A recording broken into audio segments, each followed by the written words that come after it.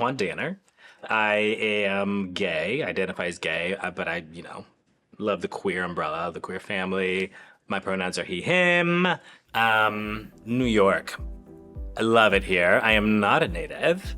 My mom immigrated here from Dominican Republic, then, went to high school across the river in Jersey. So I've always been coming to New York since I was a kid, since like pre 9/11, and I always wanted to live here. Always wanted to live here. So when I was applying to colleges, I only applied to one and I got in. It was NYU, New York University. They took all of my money, and that's a whole other conversation. But yeah, that's when I moved to New York first, 2006. And then in 2009, I ran out of money for school because NYU, and I joined the Navy from there. And once that whole process was done, I came back in 2016 and I've been here ever since. And I have no intention of going anywhere. I'm an actor, singer, probably first and foremost, professional singer. I've been living with music for like over 2 decades. I love it. I love what I do.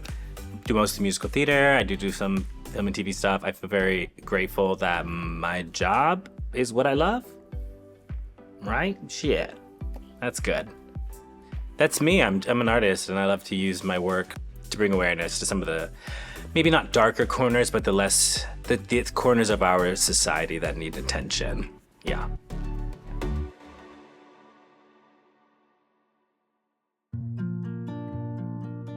HIV came into my life early. I was diagnosed when I was 24. This was in 2012. I was active duty Navy at the time, living in San Diego. I got it. I don't fucking know how I got it. I don't know. I assume that it was through sex. It may have been through a dirty needle. I'm sober. I was an IV crystal meth user. I don't know. It was bad for like 7 years, but I had been, living with drugs and alcohol in a problematic way for like 13 years. And before that, it was sex, right? Fast forwarding to my time in the Navy in San Diego, I was doing really well in the service at the time, but it just wasn't feeding me. And also, there was, it was trauma in my life. There was being queer is traumatic in America, as we know, and sex was taking over my life. Drugs were taking over my life, and alcohol. I was not taking care of myself. I hated myself. I had a lot of strong feelings of worthlessness and suicidal ideation. I was living with undiagnosed bipolar disorder and PTSD at the time.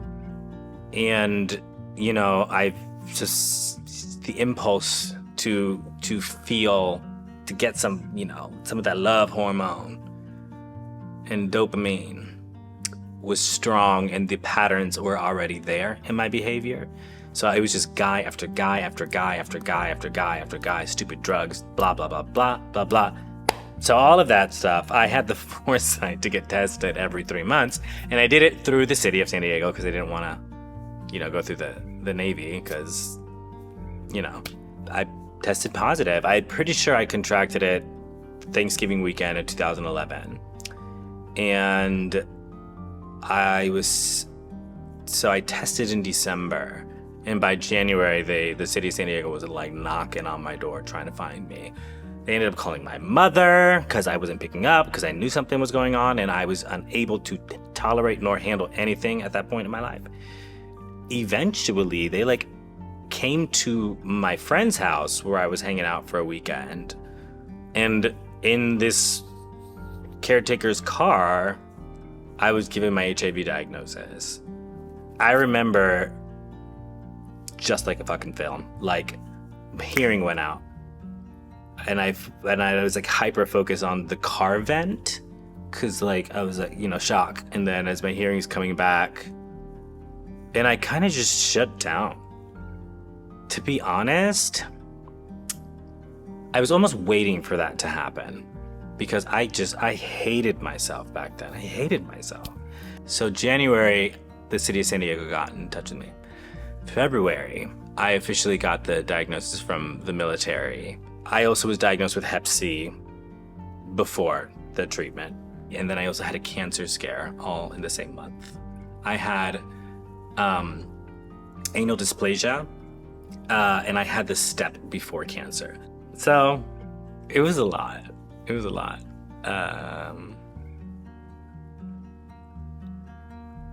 I don't know how I made it out of that situation, to be honest.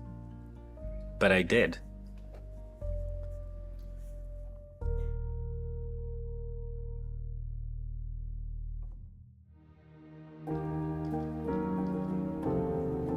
Navigating care when I was active duty, it was like leading a donkey with a carrot. It was so simple. If I hadn't had that, I wouldn't be here. But like in San Diego, there are military bases everywhere. I worked on the airfield, and then the hospital was like in between that and my home. I could walk to the hospital. So for a while, I would just walk, and it's San Diego, everything's gorgeous. I walk by the zoo, I'm having this like processing that I don't even know what's going on. I have no language around this kind of stuff. And then they're like, okay, here's meds. And then it's still like once a week we would have this little group that we would meet there at the hospital in the military. It was the community that they sat in my lap that saved my life. It was that community. Period. End of story. And, not only did they facilitate me getting medications, and then also, like, gave me the opportunity to donate my blood, to help research and stuff like that. And so I was talking to a therapist, I was meeting with a group, I was seeing my doctors, and then they were dealing with the butt cancer stuff. And, like, they just did everything for me. Because that's what the military does. They took care of my ass. Had I reached out for help with my addiction stuff, they have a rehab in the military. And at the time, they had this whole week-long group that you would go through where you would learn about HIV, you'd learn about the medications, you'd learn about, undetectability and all of these things. And I learned so much that I just didn't know about the virus. And learning about what undetectable was like, I have to get there. Like, so this group of people that I was with, though, sailors and Marines, like queer, not queer, had this attitude of like, this is part of my life right now, and the only way I can deal with this is talking about it and being like, I don't give a flying fuck about your stigma. This is who I am, and you're not worth my time if you can't accept this.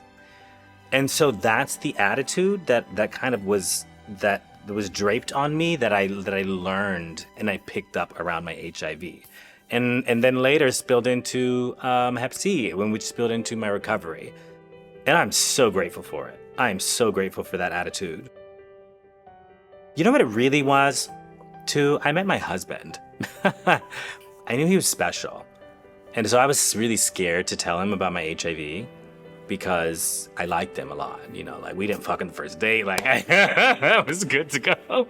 And so we were out at the karaoke bar, and he's over there grooving, listening to somebody sing. And I remember being so nervous and like getting the courage to say something to him, and like be ready with all the education that I had and the, how I was with dealing with people who didn't understand HIV.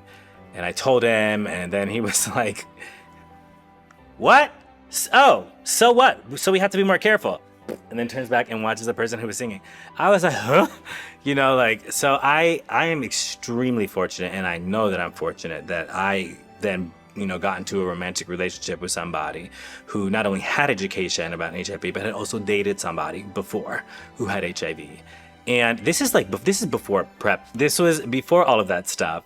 And I haven't been hit over and over and over and over again with the rejection that comes with our community.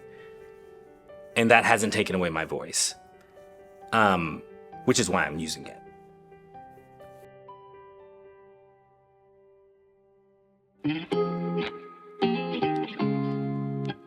I guess the motor to my healthcare today, outside of the context of this beautifully structured thing that I got in the Navy, is me.